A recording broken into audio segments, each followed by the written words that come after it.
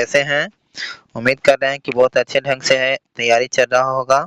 और आज हम लेकर के आए हैं विज्ञान का प्रैक्टिस सेट ऑब्जेक्टिव, जिसमें हम 2 क्लास में करवा चुके हैं, 1 से 100 तक के प्रैक्टिस करवा चुके हैं।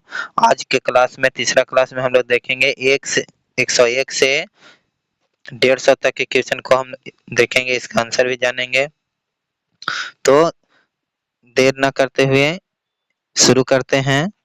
101 नंबर जो क्वेश्चन है, किसी बल्ब में 1 मिनट में 120 कूलम आवेश प्रवाहित हो रहा है, तो विद्युत धारा का मान क्या होगा? तो इसका सही आंसर हो जाएगा, विद्युत धारा का मान क्या हो जाएगा? तो 2 एम्पियर हो जाएगा इसका सही आंसर। नेक्स्ट क्वेश्चन देखेंगे। तो अगला क्वेश्चन में है 102 में, स्पेक्ट्रम प्राप्त करने के लिए किसका उपयोग होता है? तो स्पेक्ट्रम प्राप्त करने के लिए प्रिज्म का उपयोग किया जाता है ना। नेक्स्ट क्वेश्चन देखेंगे। 103 नंबर जो क्वेश्चन है, करा प्रतिरोध का एसआई मात्रक क्या होता है? तो प्रतिरोध का एसआई मात्रक ओम होता है ना। और प्रतिरोध को हमेशा क्या से सूचित करते हैं? आर से सूचित करते हैं।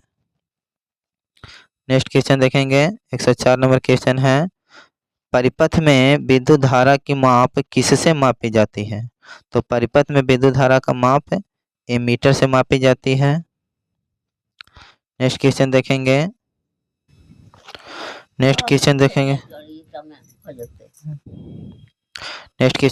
क्वेश्चन नंबर 105, करा दाढ़ी बनाने में कौन दर्पण प्रयुक्त होता है?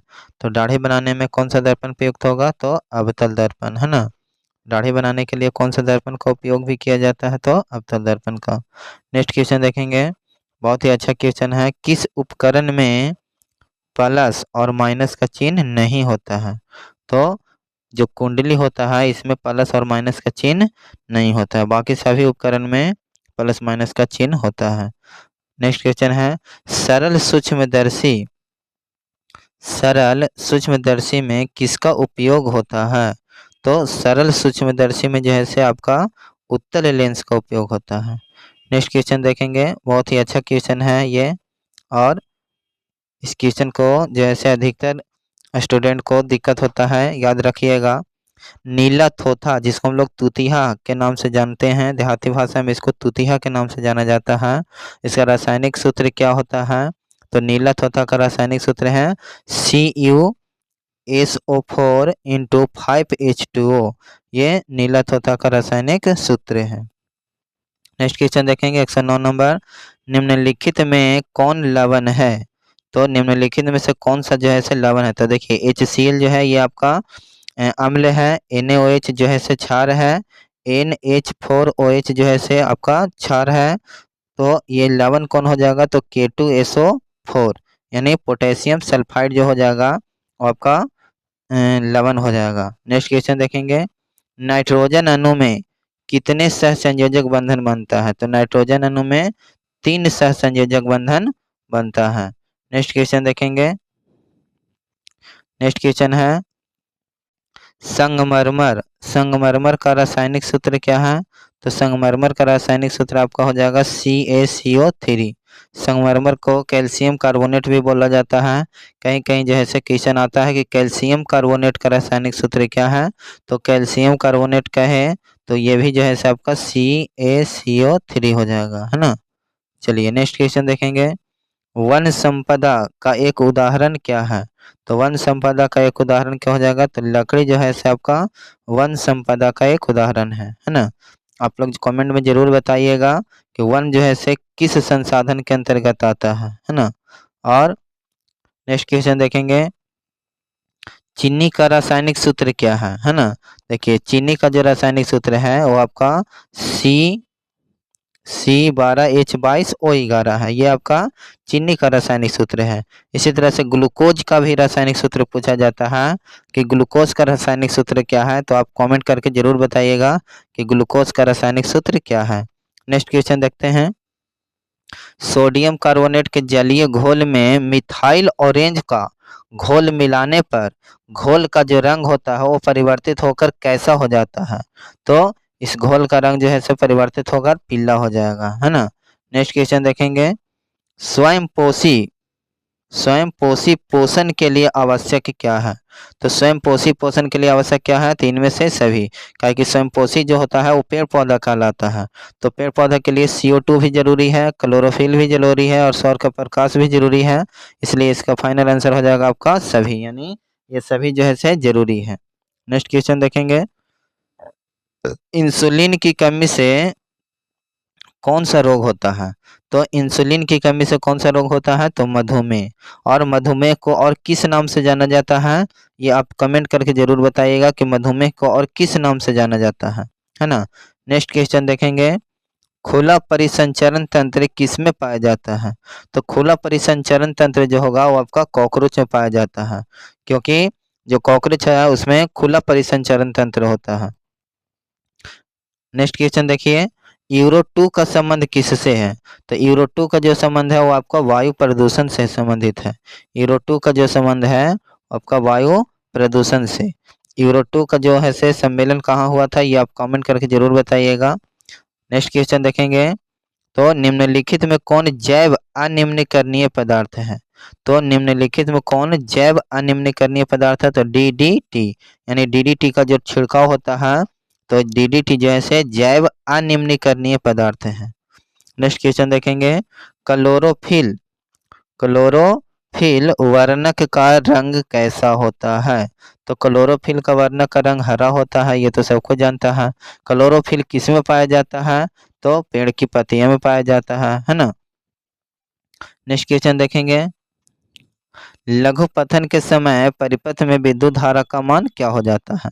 तो लघु पतन के समय परिपथ में विद्युत धारा का मान बहुत अधिक बढ़ जाता है, जिसके चलते वो क्या हो जाता है, धारा जब बढ़ जाता है तो वो टूट जाता है परिपथ, और टूटने की वजह से वो जो है से आपस में संपर्क में आ जाता है। नेक्स्ट क्वेश्चन देखेंगे, प्रकाश के परिवर्तन के कितने नियम हैं? तो ये तो आसान क्वेश्चन है। नेक्स्ट क्वेश्चन देखेंगे, 123 में किसी बल्ब से 220 वोल्ट पर 2 एम्पीयर की धारा प्रवाहित होती है तो फिलामेंट का प्रतिरोध कितना होगा? यानी बल्ब में जो फिलामेंट लगा रहता है उसका प्रतिरोध कितना होगा? तो देखिए, प्रतिरोध कह रहा है, प्रतिरोध का मतलब होता है R, ठीक है, यानी R हमको निकालना है। तो R बराबर फार्मूला होता है V/A या I, ठीक है। तो V का मान हो जाएगा 220 और बटा में हो जाएगा I का मान हो जाएगा 2, यानी 2 से भागा देंगे तो आपका आंसर 110 हो जाएगा, है ना। यानी इसका सही आंसर हो जाएगा 110 ओम। नेक्स्ट क्वेश्चन देखेंगे, किसी माध्यम के अपवर्तनांक का मान कितना होता है? तो किसी भी माध्यम का अपवर्तनांक sin I/sin R होता है। नेक्स्ट क्वेश्चन देखेंगे, तो 1 किलोवाट घंटा कितने के बराबर होता है? यानी 1 किलोवाट घंटा जो है कितने जूल के बराबर होगा? इसका सही जवाब है 3.6 गुने 10⁶ जूल के बराबर होगा, है ना। तो ये आपका सही जवाब हो जाएगा option number B. Next question देखेंगे, समतल दर्पण द्वारा बना प्रतिबिंब कैसा होता है? तो समतल दर्पण द्वारा जो है से काल्पनिक प्रतिबिंब बनता है। नेक्स्ट क्वेश्चन देखेंगे, विभवांतर का SI मात्रक क्या होता है? तो विभव और विभवांतर दोनों का SI मात्रक क्या होता है? तो वोल्ट होता है ना। नेक्स्ट क्वेश्चन देखेंगे, सोडियम कार्बोनेट का अणुसूत्र क्या है? तो सोडियम कार्बोनेट होता है और एक सोडियम बाइकार्बोनेट होता है ना। तो ये सोडियम कार्बोनेट का अणुसूत्र हो जाएगा Na2CO3। नेक्स्ट क्वेश्चन देखेंगे 129 नंबर क्वेश्चन, कार्बोनिल समूह को सूचित किया जाता है। तो कार्बोनिल समूह को सूचित कैसे करेंगे? तो कार्बोनिल समूह को COOH से सूचित किया जाता है। देखिए यहाँ कार्बोनिल जो समूह होता है, कार्बोक्सिलिक समूह, वो है COOH, है ना। लेकिन यहाँ से कह रहा है कार्बोक्सिलिक नहीं, यहाँ कार्बोनिल समूह कह रहा है। तो कार्बोनिल समूह को जो है से CO से सूचित किया जाता है। अगर कार्बोक्सिलिक कहता कि कार्बोक्सिलिक अम्ल का जो है से, तब आपका हो जाता COOH। नेक्स्ट क्वेश्चन देखेंगे, इथाइक इथाइक अल्कोहल का अणुसूत्र होता है इथाइल होना चाहिए, लेकिन इथाइक लिखा गया है, तो ये इथाइन होना चाहिए। इथाइन अल्कोहल का अन्य सूत्र क्या होगा? तो इथाइन अल्कोहल का हो जाएगा C2H5OH। नेक्स्ट क्वेश्चन देखेंगे, निम्नलिखित में से कौन आयनिक यौगिक है? तो ये निम्नलिखित में से जो हो जाएगा आपका CaCl2 जो होगा से आयनिक यौगिक हो जाएगा। नेक्स्ट क्वेश्चन देखेंगे, ओ OH का क्रियाशील मूलक क्या है? तो OH का क्रियाशील मूलक अल्कोहल होता है। नेक्स्ट क्वेश्चन 133 नंबर जो क्वेश्चन है, मीथेन में कितने सहसंयोजक बंधन होते हैं? तो मीथेन जो होता है CH4 होता है, तो इसमें कितना बंधन होगा? तो 4, क्योंकि C एक होगा और चारों तरफ से कार्बन लगा होगा, तो ये जो है से आपका मीथेन में कितना सहसंयोजक बंधन होगा? तो 4 सहसंयोजक बंधन होगा। नेक्स्ट क्वेश्चन देखेंगे, निम्न में से कौन अवकारक है? तो आपका H2 जो होगा से अवकारक हो जाएगा। अगला नेक्स्ट क्वेश्चन देखेंगे, इथाइल अल्कोहल किस प्रकार के श्वसन में बनता है? तो इथाइल अल्कोहल जैसे अवायवीय श्वसन में बनता है। किसमें अलैंगिक जनन मुकुलन द्वारा होता है? तो ईस्ट जो है, ईस्ट में अलैंगिक जनन जो होगा वो आपका मुकुलन के द्वारा होता है। नेक्स्ट क्वेश्चन देखेंगे, तो ओजोन परत पाई जाती है, तो ओजोन परत कहाँ पाई जाती है? तो स्ट्रेटोस्फीयर में ओजोन परत पाई जाती है। नेक्स्ट क्वेश्चन है, पराग कोश में क्या पाया जाता है? तो पराग कोश में पराग कण पाए जाते हैं, है ना। पराग कोश में पराग कण पाए जाते हैं। नेक्स्ट क्वेश्चन देखेंगे, ग्वाइटर अथवा घेंघा पनपता है।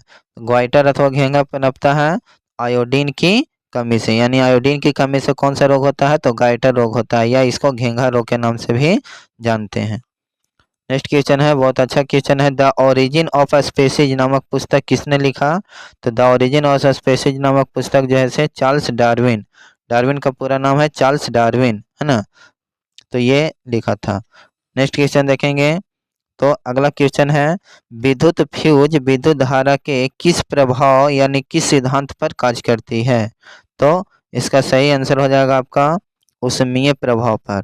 विद्युत फ्यूज जो है से विद्युत धारा के ऊष्मीय प्रभाव पर कार्य करती है। नेक्स्ट क्वेश्चन है, किसी कुंडली का प्रतिरोध ज्ञात करने के लिए क्या सूत्र है? यानी हमें भी पहले बता भी चुके हैं कि R बराबर क्या होता है? तो R बराबर V/I होता है, जो अभी पिछले क्वेश्चन में जो है से मैथ बना चुके हैं इस पर, तो इसका सही आंसर हो जाएगा R बराबर V/I। बैटरी से किस प्रकार की धारा प्राप्त होती है? तो बैटरी से जो है से दिष्ट धारा प्राप्त होती है। दाढ़ी बनाने में किस प्रकार का दर्पण उपयोग होता है? तो अवतल दर्पण का उपयोग होता है। नेक्स्ट क्वेश्चन है, विभवांतर का एसआई मात्रक क्या है? तो विभवांतर का एसआई मात्रक वोल्ट, विभव कहे चाहे विभवांतर कहे, इसका एसआई मात्रक वोल्ट होता है। नेक्स्ट क्वेश्चन देखेंगे, अपवर्तन के कितने नियम होते हैं? प्रकाश के अपवर्तन के 2 नियम होते हैं, और प्रकाश के परावर्तन के भी 2 नियम होते हैं। 1 वोल्ट किसके बराबर होता है? तो 1 वोल्ट जो है से 1 जूल बटा कूलम के बराबर होता है। नेक्स्ट क्वेश्चन देखेंगे, श्वसन किस प्रकार की रासायनिक अभिक्रिया है? तो श्वसन जो है से उपचयन रासायनिक अभिक्रिया है। नेक्स्ट क्वेश्चन देखेंगे, कौन विद्युत का सर्वोत्तम सुचालक है? तो विद्युत का सर्वोत्तम सुचालक कौन हो जाएगा? तो Ag यानी चांदी, चांदी का सर्वोत्तम जो है से सर्वोत्तम सुचालक है चांदी।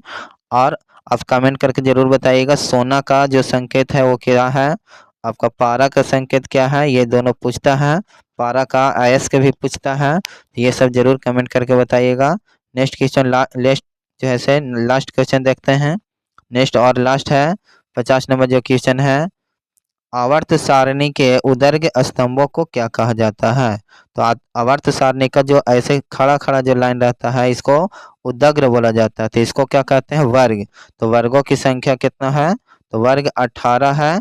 और अगर आवर्त की बात करल जाए तो आवर्त ऐसे ऐसे जो लाइन रहेगा इसको आवर्त कहा जाता है, और ये संख्या है 7। तो वर्गों की संख्या 18 और आवर्त की संख्या 7 होती है। तो आवर्त सारणी में उदर्ग यानी स्तंभों को क्या कहा जाता है? तो आपका वर्ग कहा जाता है ना। चलिए, ये तीसरा क्लास में आज भर इतना ही। 50 क्वेश्चन और जो है से नेक्स्ट क्वेश्चन को जो है से आपको हम निम्नलिखित में कौन जो है से उपधातु है, इसका जवाब जो है से आप जरूर दीजिएगा कि कौन जो है से आपका उपधातु है ना। फेरियम, कॉपर, निकेल और एक जो है से आर्सेनिक है ना, इसमें से कौन जो है से आपका उपधातु है, इसका जवाब दीजिएगा। तब तक के लिए धन्यवाद, तैयारी करते रहिए, फिर अगले क्लास में आपको अगले क्लास लेकर के आएंगे।